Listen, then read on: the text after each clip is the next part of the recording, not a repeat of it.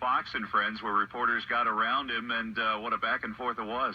That's right, and you have to picture the scene here. Around 8:30, he tweeted that he might come down to visit one of the Fox and Friends hosts who is broadcasting live from the White House North Lawn. This is where all the reporters who are credentialed to cover the White House, this is where we all do our live shots, this is where we work day in and day out, and we thought, would the president really come down here with all of us?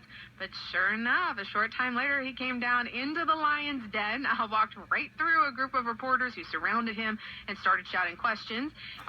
After the we're so into music, and hearing them play all day, well, I think it was a big factor in why.